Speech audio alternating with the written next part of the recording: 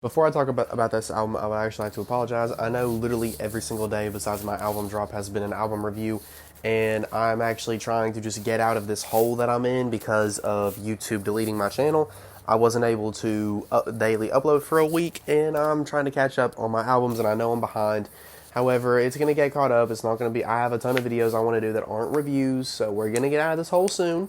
Just got to bear with me. But however, let's talk about Just Read Up 3.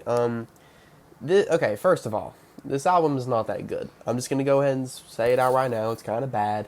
And I'm going to be honest with you, it actually kind of put me in utter shock when I just seen Billboard, I think it was Billboard, post about how this album is now, it debuted at number 151 on the chart, alright?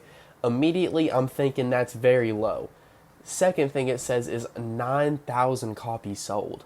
That's insane. For as big like of a name as YG like used to be, and I kind of thought he still was. I mean, I know he's not necessarily huge or nothing, but to only sell 9,000? 9,000? Lordy Lord. Maybe, I thought it was just me. I thought maybe he had a core fan base that might have been like paying attention to him dropping. But I don't even remember seeing like promotion for this. Literally, I remember him dropping that song with Lil Yachty and Babyface Ray. I think it's called Stupid on this album too. I seen that, and I just thought he was dropping a single. But next thing I know, he's got a whole freaking album. That's just crazy to me. He dropped a whole album, and it sold 9K. I didn't think, it literally just appeared on my beeper that it was upcoming, and I was like, oh, I'll do a video on that too. It split into 2 discs on Spotify, like it's purposefully labeled that way.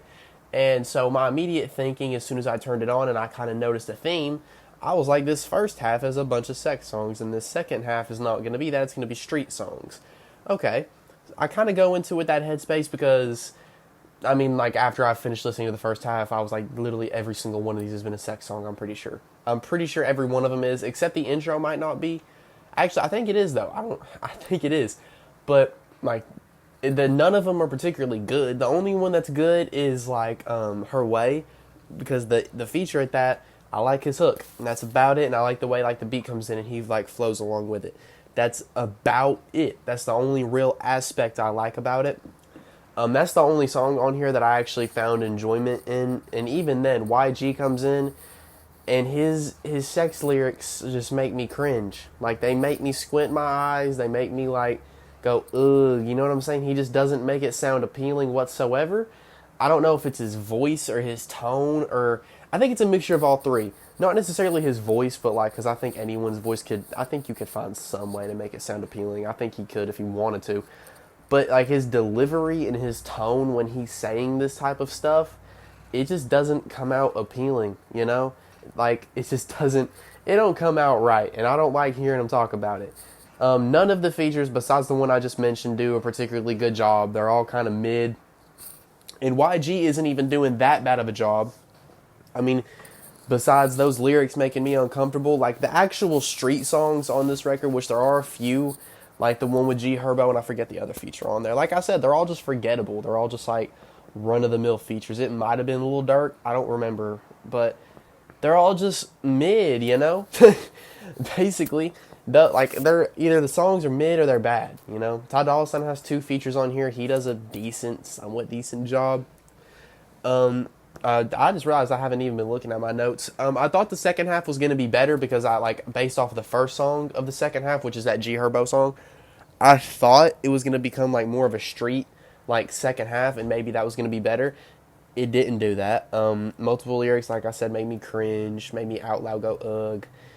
And even those hype songs, they're just boring. You know, they're like just generic. There's nothing unique about them. It's not even that long of an album, but every song still manages to take forever.